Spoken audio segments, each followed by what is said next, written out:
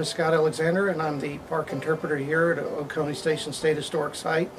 I've been assigned to this facility for a little over 19 years, and I've worked as a park ranger for about 25 years. Oconee Station State Historic Site is located just off of South Carolina Highway 11.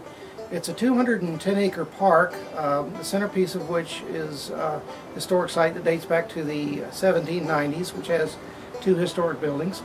And we have several miles of trail and a waterfall. This site was added to the National Register of Historic Places in the early 1970s, and in 1976 it was purchased by the South Carolina Department of Parks, Recreation, and Tourism for the purpose of interpreting it as a historic facility. The park itself was opened in midsummer of 1994. The structure located behind me is the blockhouse for Oconee Station. It was constructed in 1792. The site at that time was garrisoned by the South Carolina State Militia and served as a military border post, protecting the state from the hostile Indians located to the west, Cherokee and Creeks. The state militia was maintained at Oconee Station from 1792 until 1799. At that point, the site was decommissioned by the military, and it had become an Indian trading post. In 1805, a brick structure was built nearby to be the private residence of William Richards, the man who ran the Indian trading post. And the rock building behind me was converted into kitchen and dining room to serve as that house.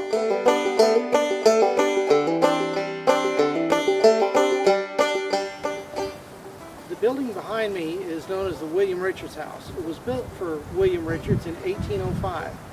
Mr. Richards was an immigrant from Antrim County, Ireland, who arrived at Oconee Station in 1795 and established an Indian trading post in that year. William Richards ran a very successful Indian trading post here at Oconee Station, and it was more than just a mom-and-pop country store. It was a regional wholesale operation.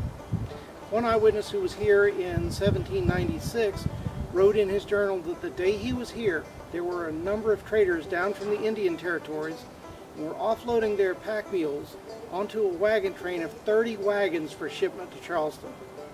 The very same eyewitness wrote the next day in his journal that he passed two Indian women on horseback driving 10 very fat cattle to the station for market.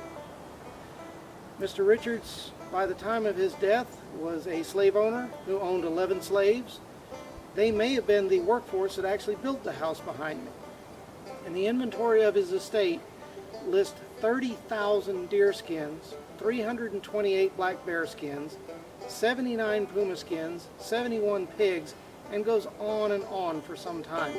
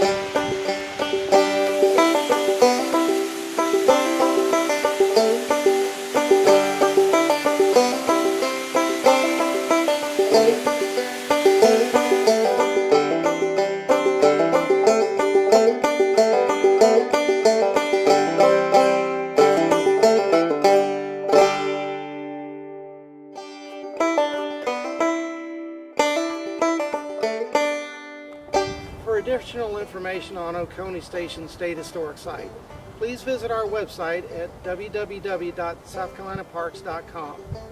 There you'll find information about the park, about tours that are offered every Saturday and Sunday from 1 to 5, and special events and other programs that are coming up on our calendar.